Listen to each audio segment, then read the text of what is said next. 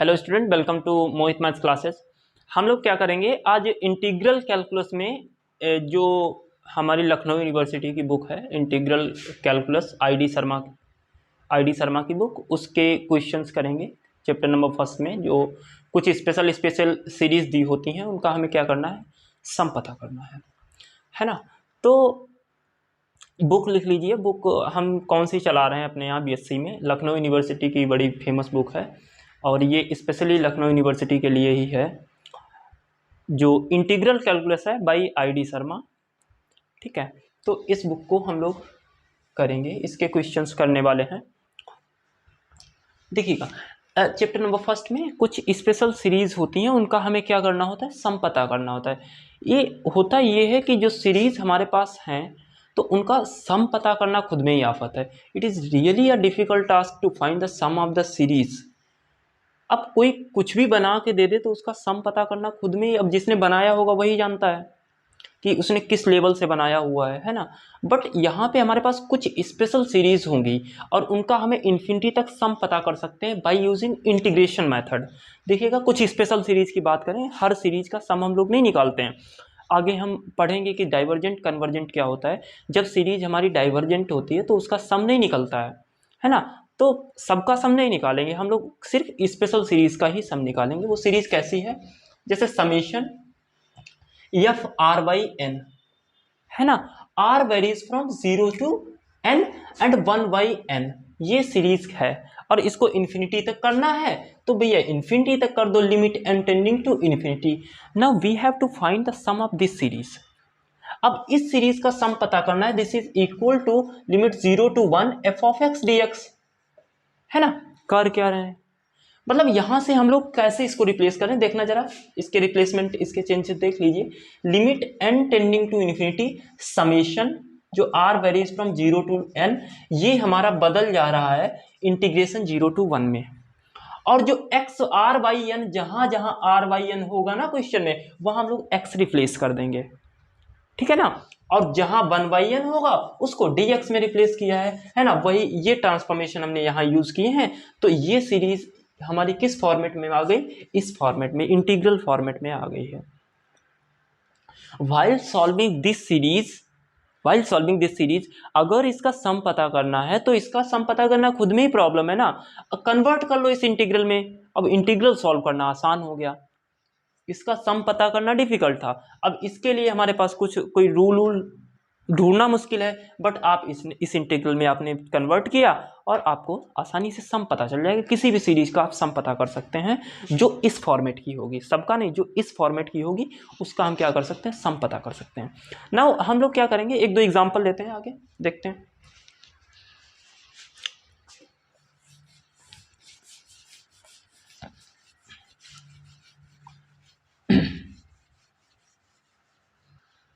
जैसे example number first,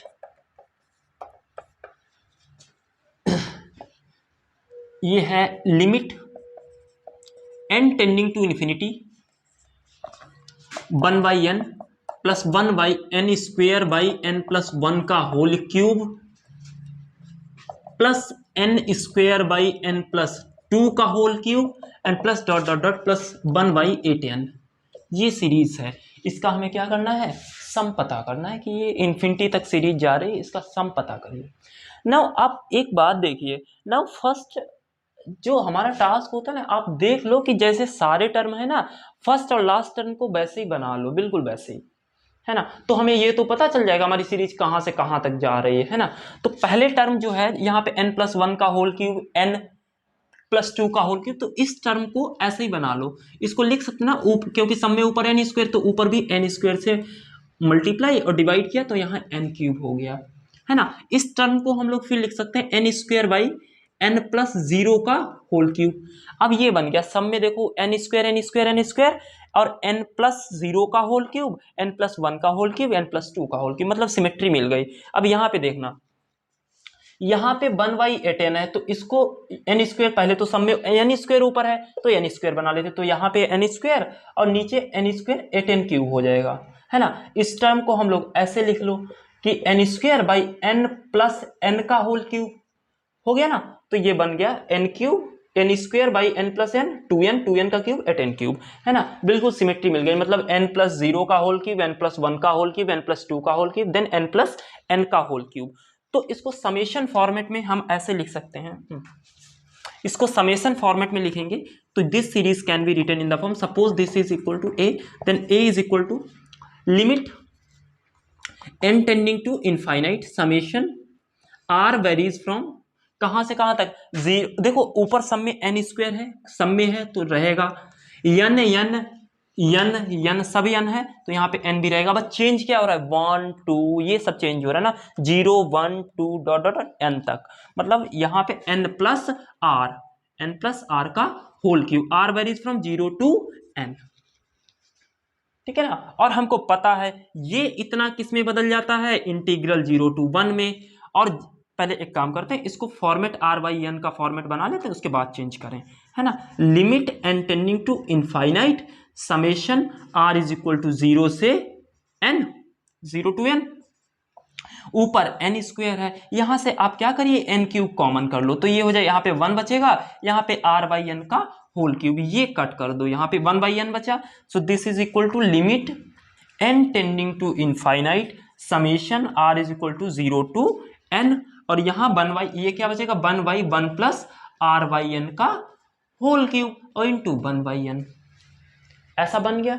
अब हमारे पास रूल होता है कि ये जो है ना, ये इतना, इसको चेंज कर लेते हैं, लिमिट 0 टू 1 इंटीग्रेशन 0 टू 1 में इतना चेंज हो जाता है, और जहां जहां r बाई n होता है वहां हम लोग x रख देते हैं। So this is equal to what, ये कितना हो जाएगा, ये यहां हो जाएगा 1 बाई 1 प्लस एक्स का होल क्यूब, 1 प्लस एक्स का होल क्यूब, क्योंकि जहां जहां r बाई n होता है वहां x कर देते, और 1 अपॉन n को क्या लिखते हैं, this is t of x, है ना।